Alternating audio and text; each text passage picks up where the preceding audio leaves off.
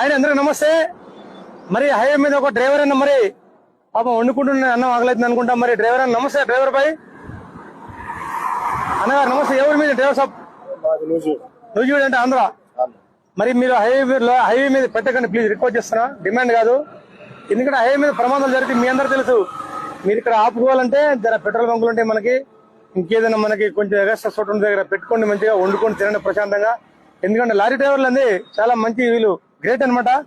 రవాణా వ్యవస్థలో వీళ్ళు ఒక చోటు నుంచి ఒక చోటుకి రవాణా సౌకర్యాలు ఉన్నటువంటి లారీలో ప్రజలకి సరుకులు గానీ నిత్యావసర వస్తువులు గానీ ఒక చోటు నుంచి మరో చోటుకి మోసుకుపోతే రథ సారకులు వీరు. ఈ దేశంలో వీళ్ళు డ్రైవర్ సోదరులు లేకపోతే ఈ వ్యవస్థ మొత్తం కుంటుపడిపోతుంది. అవునా బ్రదర్?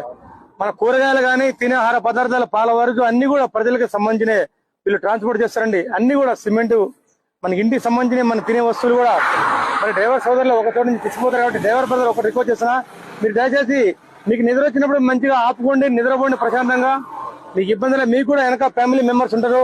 మీరు డ్యూటీ ఎక్కిన కానీ మీ పిల్లల మా నాన్న ఎప్పుడు వస్తారో అని చెప్పి ఎదురు చూస్తుంటారు. ఓకేనా? ప్రమాదాలు జరుగుతాయి మేము కోరుకుంటున్నాం. ఓకేనా? మీకు ఏదైనా ప్రాబ్లం ఉంటే మాకు పోలీస్ సాయం కోరండి. అన్నిటికీ ఫోన్ చేసి తెలంగాణ అయితే వితిన్ మీ దగ్గర 5 నిమిషాలు వస్తాం.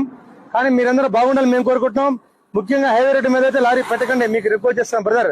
మీరందరూ దేవుళ్ళు. Lorry driver is God, one of the God. మీరు కూడా గౌరవించండి లారీ డ్రైవర్ సోదరు. జై హో ఇంద్రసేన రథసారథి, ఎన్టీఆర్ జిల్లా drivers and cleaners union Paritala. నేను మీ ప్రధాన కార్యదర్శి సహదేవరావుని మాట్లాడుతున్నాను. మన డ్రైవర్ సోదరులందరూ రోడ్డుపై ఎన్నో సమస్యలు అనేది ఎదుర్కొంటూ ఉన్నారు.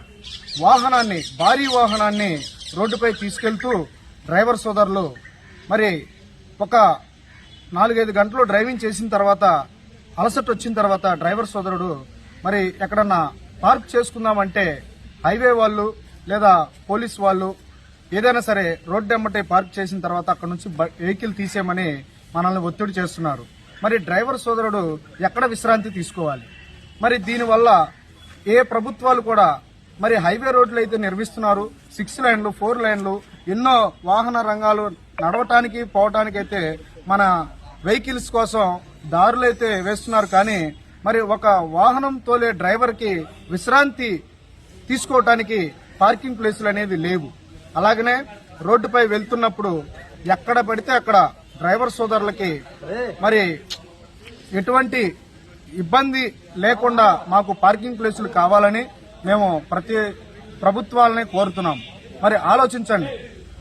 అలాగనే మరి డ్రైవర్ సోదరులకి ఎక్కడైనా సరే చిన్న యాక్సిడెంట్ జరిగితే మరి ఈ యాక్సిడెంట్లు తప్పెవరిది ఒప్పెవరిది అనేది